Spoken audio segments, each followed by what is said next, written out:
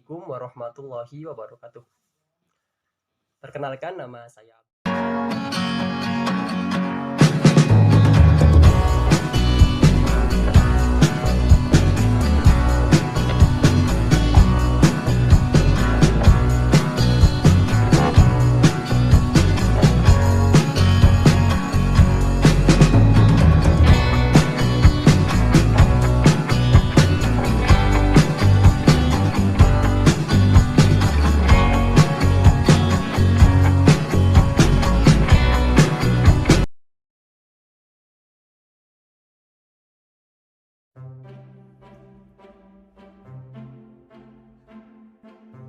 Oke, di sini saya akan menjelaskan definisi dari equity theory.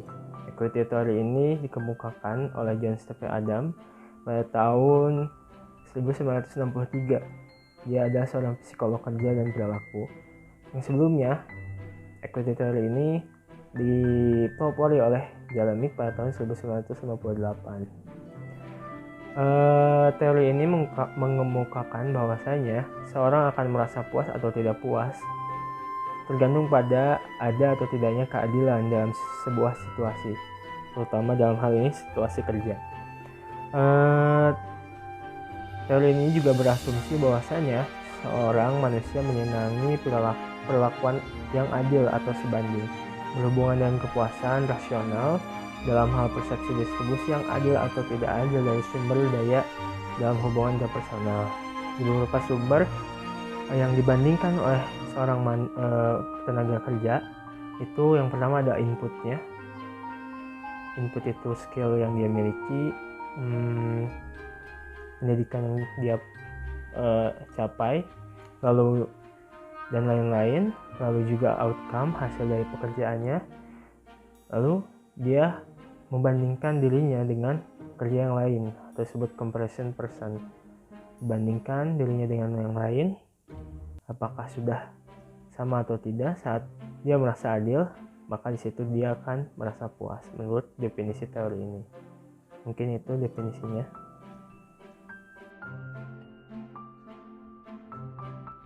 Kelebihan equity theory, teori keseimbangan ini dapat membantu menjelaskan perilaku organisasi. Karyawan yang merasa keputusan kompensasi terhadap mereka adil dan menampilkan kepuasan kerja yang lebih besar dan menunjukkan komitmen terhadap organisasi. Kekurangan atau kelemahan equity theory menurut Locke dalam Assad 2004 pada tahun 2004. Adapun kelemahan dari teori ini adalah kenyataan bahwasanya kepuasan orang juga ditentukan oleh the individual difference atau perbedaan individunya. Misalnya saja pada saat orang melamar pekerjaan, apabila ditanya besar upah yang diinginkan, mereka itu berbeda-beda. Misalnya dalam orang yang melamar kerja sebagai operator, memiliki skill komunikasi yang baik, itu menghargai skillnya itu sebesar 2 juta rupiah, sedangkan yang satunya lagi 2,5 juta. Itu gimana referensi individualnya. Selain itu juga tidak linearnya hubungan antara besarnya kompensasi, misalnya upah, dengan tingkatan kepuasan. Lebih banyak bertentangan dengan kenyataan. Jadi besarnya upah, samanya upah juga pada kenyataannya bukan patokan kepuasan itu juga. Mungkin ada di hal lain seperti lingkungan kerja, atau waktu, atau kenyamanan. Dan kekurangan equity theory ini saat implikasinya, keterlibatan teori ini, kelemahannya saat kondisi karyawan yang berbeda menganggap nilai-nilai pribadi untuk masukan dan hasil. Dengan demikian, dua karyawan yang sama dengan pengalaman yang berbeda, pengalaman yang sama dan kualifikasi yang sama, mereka juga mengerjakan pekerjaan yang sama, tapi mungkin memiliki persepsi yang berbeda tentang kesepakatan keadilan. Jadi seperti yang saya katakan tadi, skill operator tadi Yang satu 2,5 juta, yang satu 2 juta. Mungkin itu dari saya. Selanjutnya ini saya akan sedikit berbagi mengenai kekurangan equity teori yang selanjutnya. Karyawan dapat menyesuaikan untuk kondisi daya beli pasar lokal. Dengan demikian, seorang karyawan di tempat tertentu dapat menerima kompensasi lebih rendah daripada karyawan atau rekannya di tempat lain. Ini begini, misal, saya bekerja di pabrik A di kota Majalengka dengan UMR gaji 2 juta. Teman saya, dia bekerja di pabrik yang sama di kota Karawang dengan gaji 6 juta. Saya akan merasa bahwa ini adil. Mengapa? Karena perbedaan biaya hidup. Otomatis ini menyesuaikan dengan kondisi, karena setiap orang kan memiliki pandangan yang berbeda tentang keadilannya. Walaupun pabriknya sama, program kerjanya sama, kualifikasinya sama, dan gajinya berbeda, saya akan anggap adil karena perbedaan dari biaya hidup. Nah, selanjutnya, persepsi karyawan terhadap input dan hasil dari diri mereka sendiri dan orang lain mungkin salah. Namanya juga sebuah persepsi ya, itu hanya sebuah rangkaian informasi yang diterima oleh otak karena adanya sebuah stimulus tertentu. Ini perlu dikelola, karena belum tentu benar. Slide selanjutnya. Di sini saya akan sedikit berbagi tentang penerapan equity theory. Sebelum masuk ke dalam penerapannya, saya punya contoh kasus terlebih dahulu, supaya penerapannya lebih by the case. Saya punya cerita begini. Ada mahasiswa bernama Budi. Dia baru lulus dari univ ternama dengan nilai yang cukup memuaskan dan dia punya kualifikasi diri yang cukup baik. Budi melamar di suatu perusahaan dan diterima. Budi merasa kompensasi atau gaji yang Budi terima sesuai dengan kemampuan yang dia punya dan input yang akan dia berikan kepada suatu perusahaan tersebut. 12 bulan telah berlalu. Perusahaan tersebut menerima karyawan baru dari univ yang sama dengan Budi. Ternyata karyawan ini diberikan gaji yang sama dengan Budi. Budi merasa dia tidak diperlakukan secara adil. Mengapa? Karena Budi merasa pengalaman, kualitas, dan lain-lain dia lebih tinggi daripada orang tersebut, sehingga Budi turun motivasi bekerja. Nah, terkadang ada beberapa perusahaan yang menerapkan, dia memberikan promosi kenaikan gaji atau promosi kenaikan jabatan kepada karyawan senior yang telah lama bekerja di perusahaan tersebut. Nah, ini merupakan salah satu penerapan equity theory.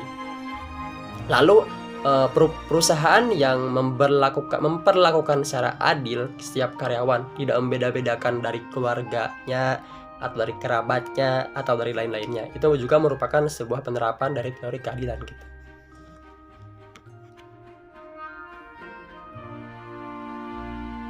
Teori ini pertama kali dikemukakan oleh Porter pada tahun 1961, bahwa setiap orang yang menginginkan agar sejumlah pekerjaan yang telah disumbangkan kepada pemberi kerja akan dihargai sebesar yang diterima secara kenyataan. Seseorang terpuaskan bila tidak ada selisih antara situasi yang diinginkan dengan yang sebenarnya diterima. Teori ini juga mengukur kepuasan kerja seseorang dengan menghitung selisih antara sesuatu yang seharusnya dengan kenyataan yang dirasakan.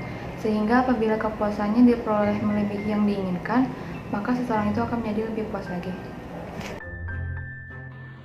Kelebihan diskrepansi teori ini mengatur kepuasan kerja seseorang dengan menghitung selisih diskrepansi antara apa yang seharusnya Sophie dengan kenyataan yang dirasakan. Dengan demikian, orang akan merasa puas bila tidak ada perbedaan antara yang diinginkan dengan persepsinya atas kenyataan, karena batas minimum yang diinginkan telah terpenuhi. Kekurangan diskrepansi teori yang pertama muncul tergantung dari data individu mempersepsikan ketidaksesuaian atau pertentangan antara keinginan-keinginan dan hasil yang telah dicapainya. Yang kedua, saat terjadi perjanjian, tidak terjadi persesuaian antara pernyataan dan kehendak antara pihak yang memberikan penawaran dengan pihak yang menerima penawaran. Di sini saya akan mempresentasikan mengenai contoh penerapan diskrepansi teori. Nah, contoh penerapannya ini pasti ada banyak ya. kami di sini akan memberikan 2 contoh penerapannya.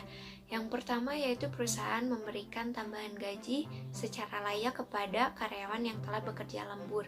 Lalu yang kedua, mengangkat karyawan magang menjadi karyawan tetap apabila syarat dan ketentuan sudah terpenuhi. Nah, contoh keduanya itu membicarakan tentang hak dan kewajiban antara perusahaan dan karyawan. Diskrepensi ini kan artinya kesenjangan yang dimaksud yaitu kesenjangan ini tergantung pada persepsi karyawan mengenai apa yang ia peroleh dengan apa yang ia inginkan. Secara singkatnya yaitu bagaimana ekspektasi mereka dengan realita yang ada, ya begitu. Nah, apabila karyawan telah memenuhi atau melaksanakan kewajibannya, maka ia berhak mendapatkan haknya. Apabila tidak terpenuhi itu, berarti dapat dikatakan karyawan tersebut tidak puas, atau begitupun sebaliknya. Materi selanjutnya yaitu ada perbandingan teori-teori motivasi. Perbandingan yang pertama yaitu perbandingan teori keadilan dengan teori kebutuhan Maslow dan E.R.G. Alderford. Teori keadilan perlu mendapat imbalan yang adil dan praktek pekerjaan. Teori hierarki kebutuhan Maslow memusatkan pada kebutuhan yang memotivasi orang dan anggapan bahwa kebutuhan yang memuaskan bukan lagi motivator. Singkatnya adalah kebutuhan yang sudah terpenuhi tidak lagi menjadi sumber utama pendorong. E.R.G. Alderford mengelompokkan kebutuhan yang lebih sederhana dan meyakinkan. Jadi perbedaannya itu tidak membahas kebutuhan sebagai dorongan utama, melainkan termotivasi oleh sikap yang adil. Lalu ada persamaannya. Persamaannya yaitu sama-sama meneliti di bidang psikologi. Yang kedua ada perbandingan teori kesenjangan dengan teori hierarki kebutuhan Maslow dan E.R.G. Alderford. Teori kesenjangan memberikan kepuasan dan ketidakpuasan kerja. Perbedaannya yaitu tidak berbentuk hierarki. Persamaannya, Porter, Locke, dan Edwin menerangkan bahwa kepuasan kerja seseorang tergantung pada diskrepensi dan Soulby yang meliputi harapan, kebutuhan, dan nilai-nilai yang menurut persepsinya telah diperoleh dari pekerjaannya. Atau lebih singkatnya yaitu harus memperhatikan terlebih dahulu apa yang dibutuhkan oleh orangnya. Dengan teori. Teori di sini ada equity teori, discrepancy teori, achievement motivation teori oleh McClelland, dan juga teori 2 faktor dari Herzberg. Untuk teori yang pertama yaitu ada teori equity, di mana hal yang menjadi memotivasi seseorang untuk mencapai kepuasan yaitu dengan adanya atau perlu mendapat imbalan yang adil dan praktek pekerjaan. Teori ini tuh mengemukakan bahwa seseorang akan merasa puas atau tidak puas itu tergantung pada ada atau tidaknya keadilan dalam suatu situasi, khususnya situasi bekerja. Dan yang menjadi faktor utama atau komponen utama dari teori ini itu adalah input, hasil, keadilan, dan juga ketidakadilan. Yang menjadi garis besar dalam teori ini, di mana setiap karyawan akan membandingkan rasio input hasil dirinya dengan rasio input orang lain. Bila perbandingan itu dianggap cukup adil, maka karyawan akan merasa puas. Bila perbandingan itu tidak seimbang, tetapi menguntungkan, bisa menimbulkan kepuasan, tetapi bisa pula tidak. Lalu, apabila perbandingan itu tidak seimbang, otomatis akan menimbulkan ketidakpuasan pada diri seseorang tersebut. Dan selanjutnya ada diskrepensi teori. Dapat dilihat dalam tabel, diskrepensi teori memberikan kepuasan dan ketidakpuasan kerja. Teori ini mengemukakan bahwa untuk mengukur kepuasan kerja seseorang dapat dilakukan dengan cara menghitung selisih antara apa yang seharusnya dengan kenyataan yang dirasakan. Orang akan merasa puas bila tidak ada perbedaan antara apa yang diinginkan dengan persepsinya atas sebuah kenyataan, karena batas minimum yang diinginkannya itu telah terpenuhi. Apabila yang didapat ternyata lebih besar dari apa yang diinginkan, maka orang tersebut akan menjadi lebih puas lagi walaupun sebenarnya terdapat diskrepensi. Namun, diskrepensi tersebut merupakan diskrepensi yang positif. Sebaliknya, semakin jauh kenyataan yang dirasakan itu di bawah standar minimum sehingga menjadi negatif diskrepensi. Makin besar pula ketidakpuasan seseorang tersebut terhadap suatu pekerjaan. Sedangkan dalam Achievement Motivation Theory oleh McClelland, teori ini menjelaskan adanya hubungan integral antara karakteristik individu dan kebutuhannya untuk mencapai tujuan dalam hidup.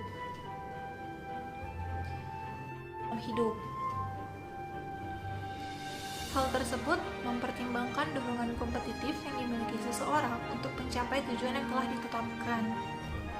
Jadi, ketika seseorang mulai merasakan kesuksesan, seseorang tersebut mulai merasa bahwa ia telah mencapai suatu tujuan, dan perasaan inilah yang membuat mereka terus bersemangat untuk mencapai sesuatu yang lebih tinggi lagi.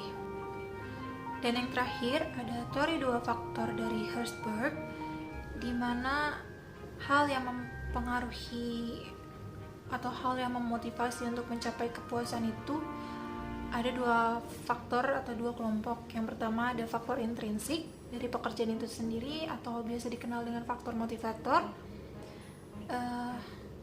yang mana faktor tersebut mendorong dan merangsang karyawan untuk bekerja lebih baik lagi dan lebih produktif, seperti prestasi, pengakuan, tanggung jawab, dan pekerjaan itu sendiri. Dan yang kedua ada hal-hal ekstrinsik dari luar pekerjaan atau biasa dikenal dengan faktor hygiene, yang merupakan faktor yang menimbulkan rasa ketidakpuasan pada karyawan.